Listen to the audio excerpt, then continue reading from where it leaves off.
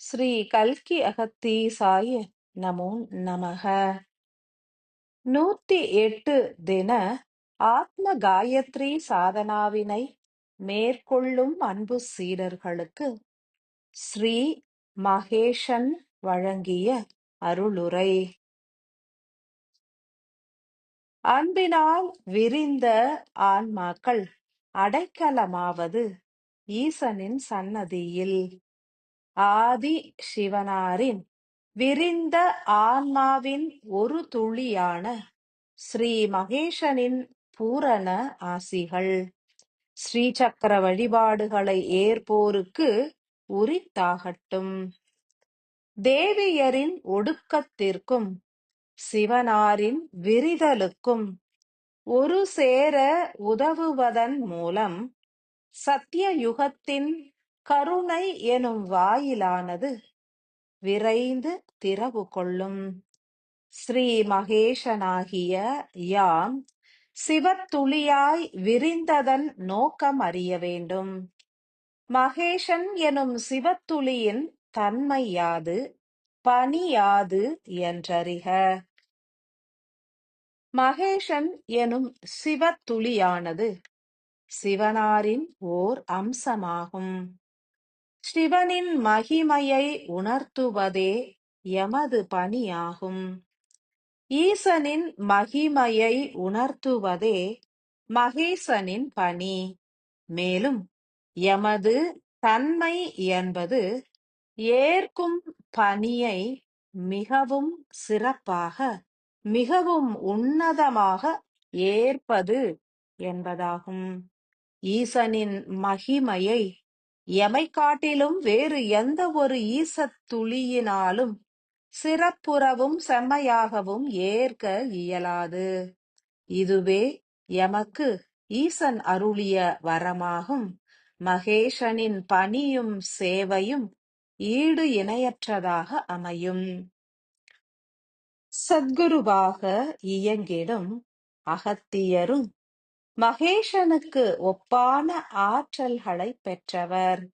ஏனெனில் அவரது ஆன்மாவின் ஒரு துளியான மகேஷன் எனும் ஆன்ம துளியினை முழுமையாக ஏற்று செயல் புரிபவராவார். அதன் பொருட்டே அனைத்து தெய்வங்களும் அவருக்கு உறுதுணையாக ஆற்றல்களை பொழிகின்றனர்.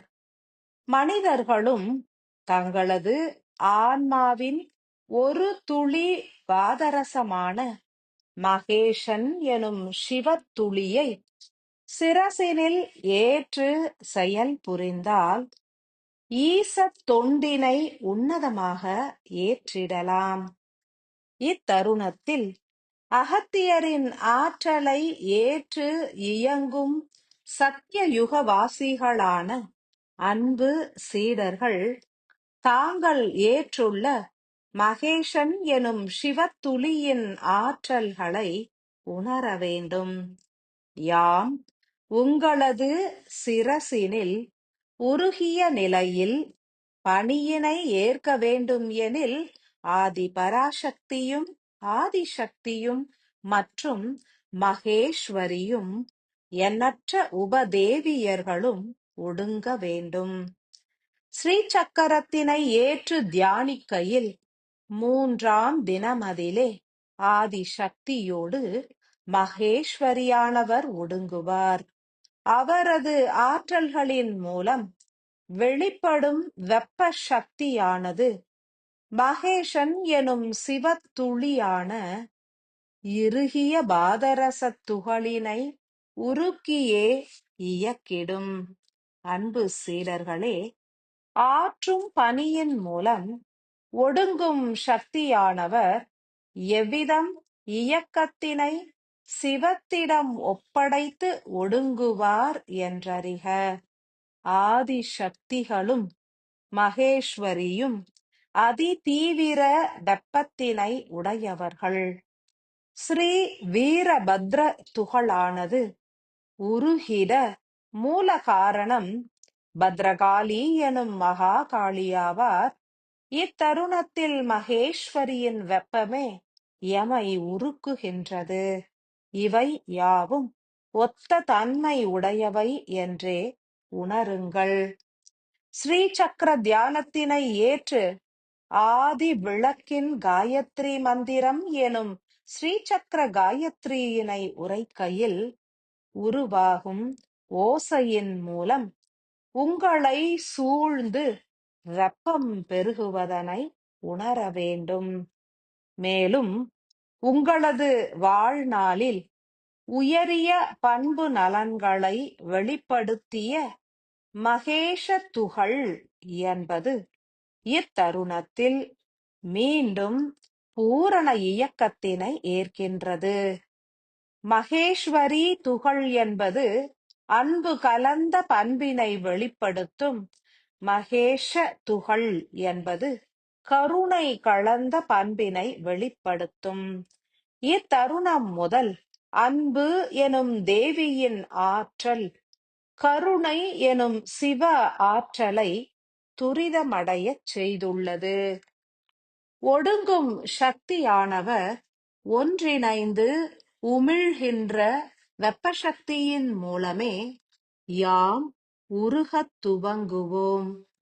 2 தினங்களாக உருகத் துவங்கி உள்ள ருத்ரன் மற்றும் வீரபத்ரன் எனும் சிவத்துளிகள் இரண்டும் மெல்ல மெல்ல இயங்குவதினால் பாதரச துகள்கள் இரண்டும் உருகத் துவங்கி உள்ளன எனில், மகேஷன் எனும் நாமம் ஏற்ற சிவத்துளியான பாதரச துகளும் உருகி இயங்கத் துவங்கி உள்ளது.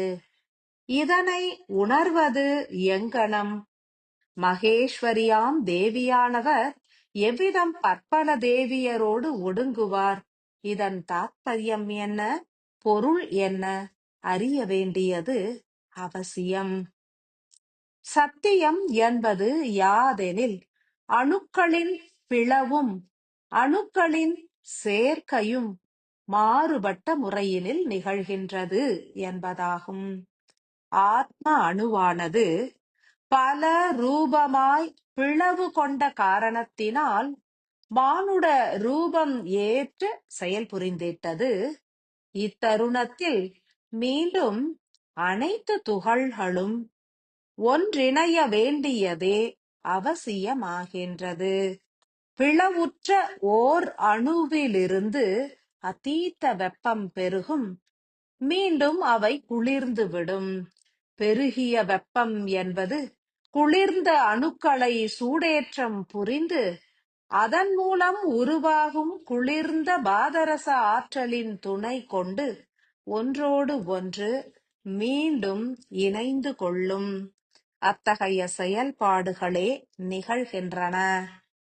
ஆத்ம அணுக்கள் யாவும் பற்பல துகள்களாய் பிளவுற்று சிறைப்பட்டு மீண்டும் விடுபட்டு விண்ணேறினாலும் அவை யாவும் ஒன்றோடு ஒன்று பூரணமாக இணைய இயலாது.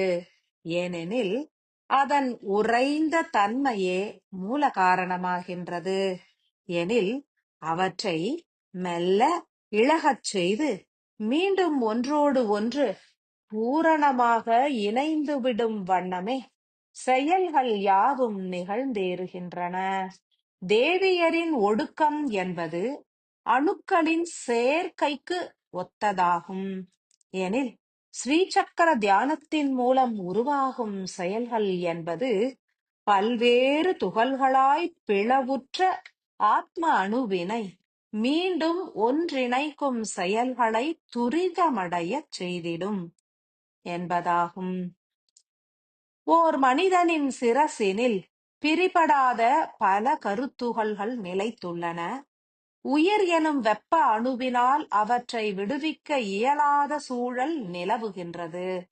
புவியின் ஈர்ப்பு விசை வீரியமடைந்திருப்பினும் மாயைகளும் பற்றுகளும் பெருகியுள்ள காரணத்தினாலும் சில பல ஆத்ம கருத்துகள்கள் எனும் பாதரச துகள்கள் உயிரின் ஆற்றல் கொண்டு விடுவிக்கப்பட இயலாத சூழல் நிலைக்கின்றது.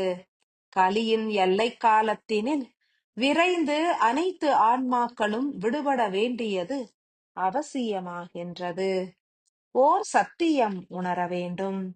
ஓர் ஆத்ம அணுவானது எண்ணற்ற துகள்களாகப் பிளவுறுகின்றது. பின்னரே மானுட ரூபம் ஏற்று செயல் புரிகின்றது. எனில் பிளவுற்று பிரிந்து சென்ற அனைத்து துகள்களும் ஒன்றிணையாவிடில் விடுபட்டு ஒளிப்பாலத்தினில் நிலைக்கின்ற துகள்களால் மீண்டும் ஒருங்கிணைந்து ஒரு முழு ரூபத்தினை பெற இயலாது, விண்ணேறவும் இயலாது. அதன் பொருட்டே விடுபட்ட ஆன்ம துகள்கள் யாவும் மீண்டும் சிரசினை அடைந்து, விடுபடாத துகள்களையும் விடுபட்டாலும் உயிர்க்கூட்டினை அடைந்து ஒளிப்பாலத்தினில் இணைய இயலாது நிலைக்கும் துகள்களையும் ஒருங்கிணைக்கின்றது. அதற்கு உரித்தான வெப்ப சக்தியினையே ஆதிசக்தியாகிய தேவியர்கள் அருளுகின்றனர். மூன்றாவது தினமாக ஸ்ரீசக்கர தியானம் புரியும் அன்பு மானுடர்களே, இன்றைய தினம் உங்களது ஆன்மாவின் ஒரு துளியாகிய ஸ்ரீ மகேஷன் எனும் பாதரசத் துகள் உருகத் துவங்கிடும் என்றுணர்க. இதன் மூலம் உங்களது குருதியில் கலப்புறும் பாதரச ஆற்றல்களினால் உங்களுடைய தன்மையானது மாற்றம் அடையும். ஒடுங்கும் சக்திகள் யாவும் வெப்பத்தன்மையினை உமிழ்ந்து ஸ்ரீ மகேஷனாகிய எமது பாதரச ஆற்றலை உருக்கி குருதியில் கலப்புறச் செய்திடும். எனில் உங்களது குணநலன்கள் மாற்றம் அடையும். எந்த ஒரு செயலினையும் மிகவும் துல்லியமாகவும் அறிவு கூர்மையுடனும் நிகழ்த்திட இயலும். இறைபணிகள் யாவும் மிகவும் சிறப்பாக அமையப்பெறும். ஸ்ரீ மகேஷன் எனும் ஆத்ம துளியாகிய யாம் சிவனாரின் ஒரு துளி என்றுமே ஏற்கலாம். ஆதி பராசக்தியின் தங்க ஒளி இழைகளோடு கலப்புற்று உருகி உட்கலக்க உள்ள எமது தன்மையினை அனைவரும் உணர்ந்து ஏற்றிடுங்கள். தங்க ஆற்றல்கள் உடலினில் பெருகிடும். ஏற்கும் இறை தொண்டுகள் என்பது உன்னதமாய் உருமாறிடும். இறை தொடர்பினை உணர இயலும். உங்களது புற வாழ்வினில் நிகழ்கின்ற ஒவ்வொரு செயல்களுமே துல்லியமாகவும் மிகவும் சிறப்பாகவும் நடைபெறும். தேவையற்ற செயல்களை ஏற்க இயலாது. ஏனெனில் மகேஷனாகிய யாம் ஸ்ரீசக்கரத்தினை பூஜிக்கும் ஒவ்வொருவரது சிரசினிலும் ஊடுருவி செயல் புரிந்திடுவோம். எமது அமிலத்தன்மை என்பது தேவையற்ற கழிவுகளை அழித்து அதன் மூலம் தேவையற்ற செயல்களையும் அழித்துவிடும். சில காரியங்களை முயன்றாலும் உங்களால் நிறைவேற்றவே இயலாது. ஏனெனில் அவை தேவையற்ற ஆற்றல் விரயத்தினை உருவாக்குகின்றது. அதன் பொருட்டே யாம் அவற்றை நிறைவேற்றிடும் ஆற்றல்களை பொழிந்திட தடைகள் விதிப்போம்.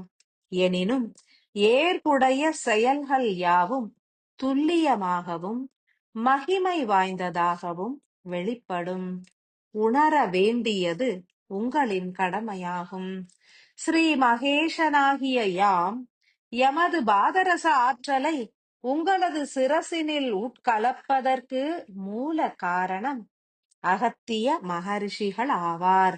எந்த ஒரு மானுடர் ஸ்ரீசக்கர தியானத்தினை இத்தருணத்தில் ஏற்கின்றனரோ அவர்களது சிரசின் மையத்தில் அகத்திய பெருமானாரும் ஆதி காமாட்சி தேவியும் ஒளியாய் வீற்றிருப்பர். அதனை கண்டுணர்ந்த பின்னரே யாம் பூரணமாய் அம்மானுடரின் சிரசினில் விரிந்து செயல் புரிவோம். எனில் அனைவரும் உணர்ந்து பூஜியுங்கள். உங்களது தேகத்தினில் உங்களுடைய தன்மைகளில், செயல்பாடுகளில் உருவாகும் மாற்றத்தை உணருங்கள். ஸ்ரீ மகேஷனாகிய யாம் பூரணத்துவத்தினை நல்கிடுவோம். மகிமை நிறைந்த ஈசனின் ஆற்றல்கள் பெருகட்டும். பூரண ஆசிகள்.